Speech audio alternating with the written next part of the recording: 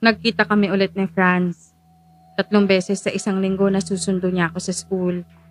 Pag nasusundo niya ako, hindi ako gaanong natatakot na baka mapunta na naman ako sa lugar na yon. Kasi pagkasama ko siya, kahit papano napapanatag ako. Yun nga lang, dahil sa takot ko, umiwas na ako sa mga kaibigan ko. Akala ko kasi ligtas ako pag nasa loob ng bahay. Pero maling-mali ako. Linggo nang mangyari to. Nagre-review lang ako sa kwarto. Ang kwarto ng bahay namin iisa lang at ang nagsisilbing pinto ay kurtina. Panaka-naka ang tingin ko sa may kurtina. Maingay kasi sila nanay. Tapos nawili ako sa pagre-review hanggang sa makaramdam ako ng gutom. Nung tignan ko ang oras sa cellphone ko, 1:30 na pala. Nagtaka ako bakit hindi pa ako tinawag para kumain. Kaya lumabas ako. Paglabas ko, wala sila nanay. Pagbukas ko ng pinto, sinalubong ako ng makapal na hamog. Sa kapal, hindi ko makita ang paligid. Sumigaw ako. Tinawag ko sila nanay, pero nag-e-echo lang ang boses ko. At labis ang takot ko nung may marinig akong naglalakad sa iba't ibang direksyon. Sinara ko ang pinto. Pero bago ko tuluyang maisara yun, may humarang na kamay. Kay Nelia. Nadagdagan yung tattoo niya sa mukha.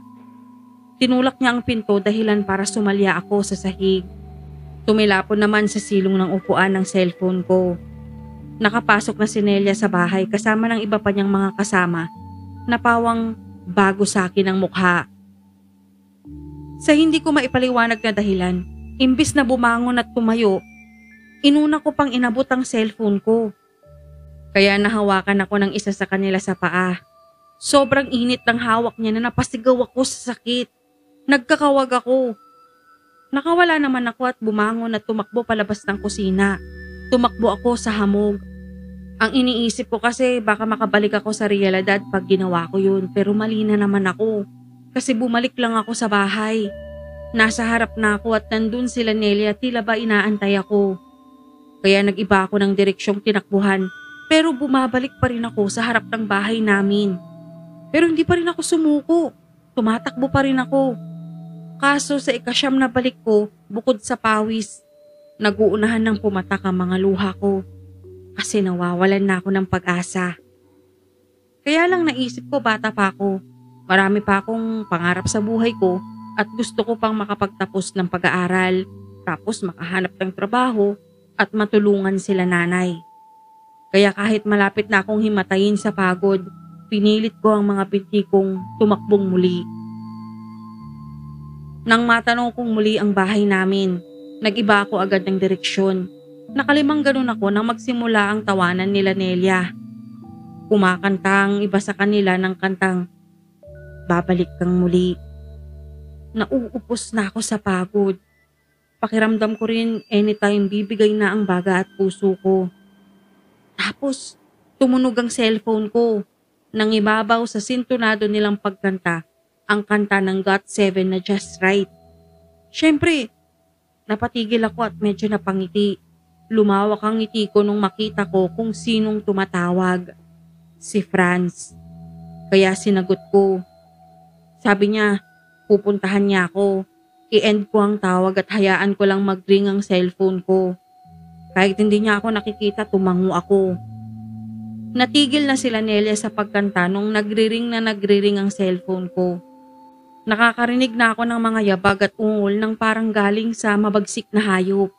Natatakot ako pero hindi ako umalis sa pwesto ko. Kahit nung binalot na ako ng hamog, hindi ako umalis. Kahit nung naramdaman kong may mga kumakalmot na sa akin, nilagay ko na lang sa loob ng bra ko ang cellphone ko at pumikit at nagdasal sa Diyos na sana pahintulutan niya akong mahanap ni Franz. Napasigaw ako nung may umakap sa akin sa likod pero napaiyak din dahil tears of joy. Kasi si Franz na yun. Nagising ako sa ospital, nakaswero ako. May bandage ang magkabilang galang-galangan ko at mugto ang mata ni nanay. Nang makita niya akong gising na, niyakap niya ako. Ang tanong niya sa akin, bakit ko raw ba naisip na magpatiwakal? Mahirap ang buhay namin. Marami akong mga bagay na gusto na kahit kailan alam kong hindi maibibigay nila nanay. Pero kahit kailan, hindi ko naisip na wakasan ang buhay ko. Mahal ko ang buhay ko at alam kong malaking kasalanan sa Diyos yun. Alam ko yun kahit hindi ako pala simba. Pero hindi na lang ako kumontra kay nanay. Nagsorry na lang ako. Pinapangako niya akong hindi ko na yun gagawin. Tumango ako, pero alam kong anuman ang kailangan nila Nelia sa akin o sa amin ni Franz, hindi pa yun tapos. At hindi ko alam kung matatapos buhay pa ba kami. Ang pinangako ko sa sarili ko na kung mamamatay man ako, hindi madadamay sila nanay. Isang linggong hindi ako pinapasok. Si nanay din hindi nagtrabaho. Binantayan niya ako.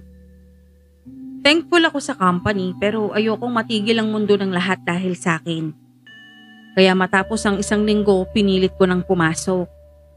Ramdam ko ang tingin sa akin ng mga estudyante habang naglalakad ako sa hallway. Pero wala na akong paki sa kanila nun. Sabi kasi ni Franz sa akin, nagising na lang siya na nandun na siya ulit sa kanila. Walang sugat pero masakit ang buong katawan. Dapat nga daw susunduin niya ako ng araw na yun. Kasi nakabalik na rin siya ng Maynila. Pero sabi ko wag muna kasi sabi ni nanay susunduin niya ako. Kaso ako rin ang bumali sa sinabi kong yun sa kanya. Nag-cut class ako pagkatapos ng first subject ko nung hapon. Kasi may bago kaming teacher sa English. Si Nelia. Yung ngiti niya sa akin, parang nagsasabing, "Surprise, motherfucker!"